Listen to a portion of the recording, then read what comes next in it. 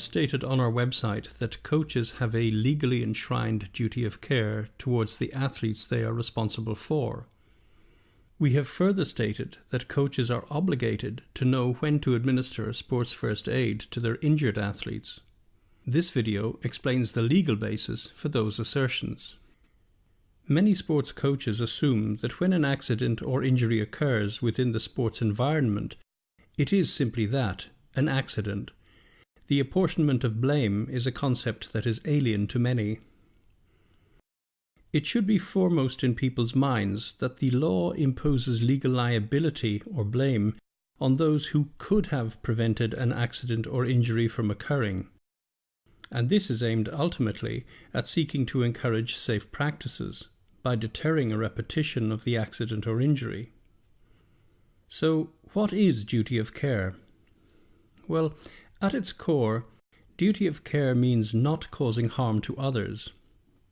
The moral code of love thy neighbour is in fact enshrined in law as thou must not harm thy neighbour. Furthermore, the harm spoken of is that which is caused either by act or omission, where omission is understood to be a failure to act appropriately. For example, if a player strikes another player in a fit of uncontrolled rage, they may be deemed to have caused harm by their actions, by a punch or a kick. Whereas if a coach ignores the needs of an injured athlete, they could be deemed to have caused harm by their failure to act appropriately, by way of providing adequate first aid treatment. This could be harm caused by omission, something they didn't do. But who owes a duty of care to whom? Well, coaches most definitely have a duty of care to the athletes in their care. Specifically, this means that imposed on the coach is a legally enshrined duty to take reasonable care not to cause harm to the athlete in their charge. The management of a sports facility, such as a sports stadium, also has a duty of care both to the users of the facility, the athletes and coaches, as well as the spectators or visitors. In other aspects of society, motorists have a duty of care to other road users, teachers have a duty of care to their pupils, parents have a duty of care to their children, doctors and nurses have a duty of care towards their patients, employers have a duty of care to their employees, and so on. Negligence is the term that is used to describe a breach of one's duty of care.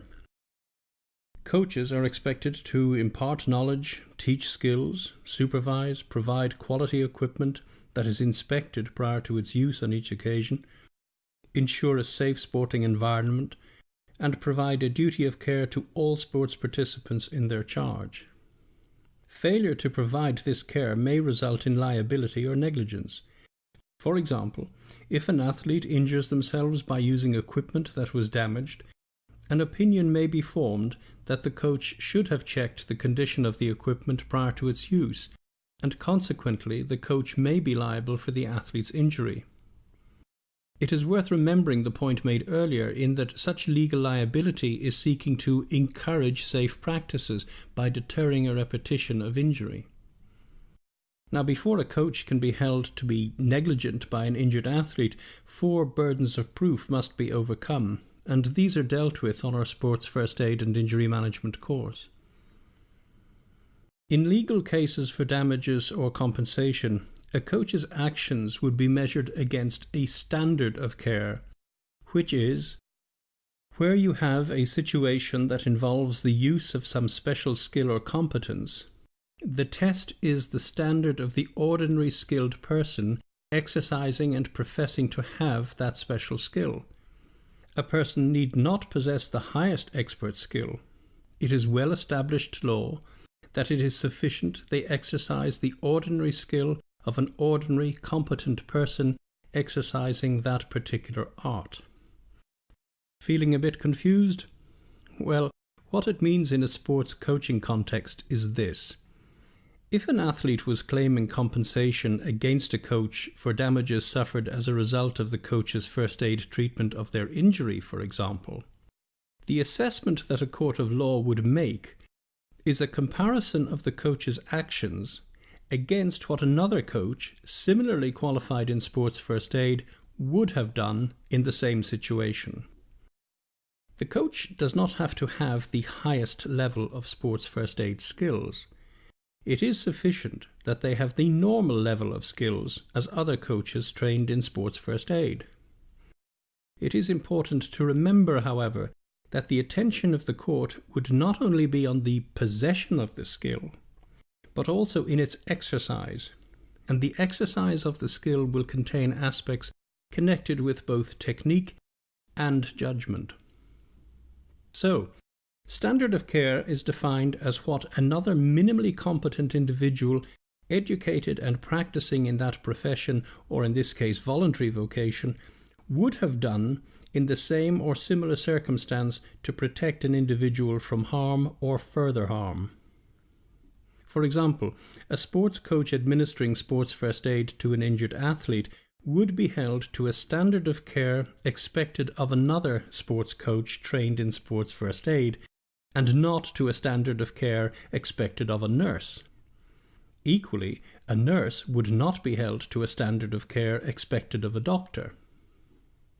It is worth considering that the European Institute of Sports Trauma Medicine, as the preeminent body with responsibility for training sports coaches and others in sports first aid and injury management, has in essence set and maintains the standard of care for sports first aid across the continent. And as more than 80 jurisdictions have access to the course, it is a standard that will remain the standard for the foreseeable future. Regarding the administration of sports first aid treatment to an injured athlete, the need for compliance with the standard of care does not finish with the treatment rendered at the event. Subsequent rehabilitation also comes under its auspices, and a coach has a duty to inform the athlete of the consequences of not following a rehabilitation program through to its planned conclusion. Furthermore, requesting or allowing an incompletely rehabilitated athlete to resume training could be deemed to be a breach of a coach's duty of care, most especially if the athlete's pre-existing injury is worsened as a result. In a situation where an athlete's pre-existing injury is exacerbated, the athlete's own compliance in returning to training is not a defence, nor does it lessen the coach's duty of care. The Institute's course on sports first aid and injury management deals with coaching and the law more thoroughly, and if you enroll on it, you will learn about such issues as failure to warn, informed consent, implied consent, foreseeability of harm, contributory negligence, and accident and injury reporting. But we conclude our video with some examples of actions that have the potential to lead to litigation proceedings. Failure to warn an athlete of the inherent risks associated with participation in a given sport. Failure to provide safe equipment and facilities for training and competition. Failure to provide an adequate injury prevention program. Failure to provide quality training and instruction. Failure to provide adequate supervision. Having an awareness of potentially dangerous situations and neglecting to act on them appropriately. Allowing athletes to use unsafe equipment, allowing an injured athlete to continue participation where further injury or harm results, failing to recognize that an athlete has been injured, moving an injured athlete from the playing area without immobilizing the injured part firstly, if appropriate, failure to have adequate first aid provisions and trained personnel to use them, treating an injured athlete without their consent, failure to refer an injured athlete for medical assessment, failure to maintain accurate accident report forms, and a failure to have a written emergency care plan. As a coach, it is without doubt you give of your time and expertise with the best interests of your athletes. But don't for a moment assume that your goodwill will be repaid when your athletes sustain serious injury. The Institute's course is aimed at not only protecting athletes, but the welfare of coaches, referees, and sports officials too. Thank you for watching.